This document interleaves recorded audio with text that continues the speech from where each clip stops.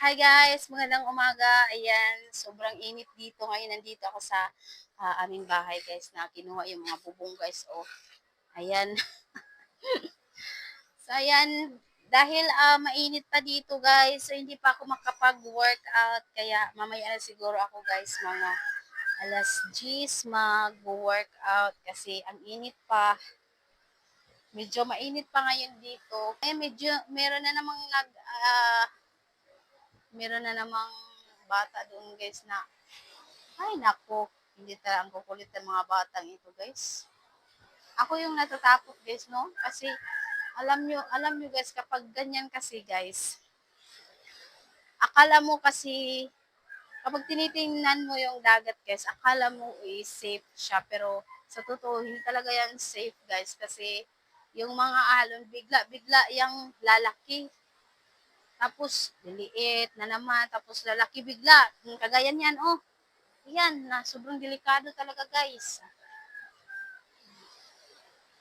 Yan, oh.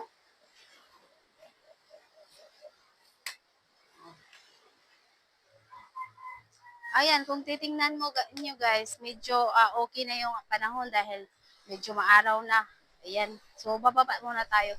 Baba muna tayo, guys. No? Ayan, delikado dito, guys. Oh, bahay namin kawawa naman, guys. So, dyan kung titingnan nyo, guys, medyo okay na yung panahon kasi mainit na siya, guys. Ano? Pero, yung dagat, guys, hindi pa rin mapagkakatiwalaan, guys. Oh, yan, biglang lalaki. Hindi mo mapagkakatiwalaan ng dagat ngayon guys, kaya bawal pa rin maligo ngayon sa dagat. Ayun, nakapaglaban na nga yung aking mga kapatid, tapos nakapagsampay sila na. Ako din nakapagsampay na din ako guys kahapon, yung mga nilaban ko kahapon, sinampay ko na din sila. Nakpan ko yung aking tiyan guys kasi makita yung aking bells. Ayan o. Oh. Ito yung aming kawawang bahay. Ayan. Uy, tingnan nyo guys, so biglang lumaki. Biglang lumaki yung alon. So, ang gagawin ko ngayon guys is hindi pa naman ako makapag-workout kasi mainit pa dito. So, magti-tiktok na lang ako kasi ano pa naman guys, yung ano pa naman ngayon guys, mainit pa. Mainit pa dyan. So, dito muna ako dadaan sa ilalim. Sa may, napaka-init. Yan yung aking alagang baboy. So, mga anak na yan guys ngayong February guys. Kaya kailangan namin gamitin yung bubong. Kinuha namin yung bubong para magamit guys. Kasi hindi pwede na dyan siya mga anak guys. Baka kasi yung tubig or mga alon lumaki na naman. Madisturbo siya sa kanyang panganganak.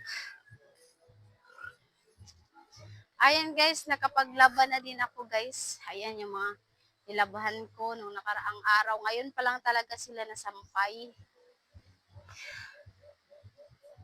So, ayan. Medyo marumi pa talaga yung paligid namin ngayon guys. Hindi kami makapaglinis guys. Kasi kung maglilinis kami ngayon, maano din naman guys. Marurumihan din naman guys. Kasi yung mga alon biglang lalaki. Yan. Pero ang okay ngayon guys is medyo nagpakita na si Haring Araw. Kaya medyo mas maganda na siya kahit hindi okay yung dagat. O tingnan nyo. Kahit hindi okay yung dagat, okay lang basta nagpakita na si Haring Araw. So, yan lang guys for today's video. Ayan, bye-bye.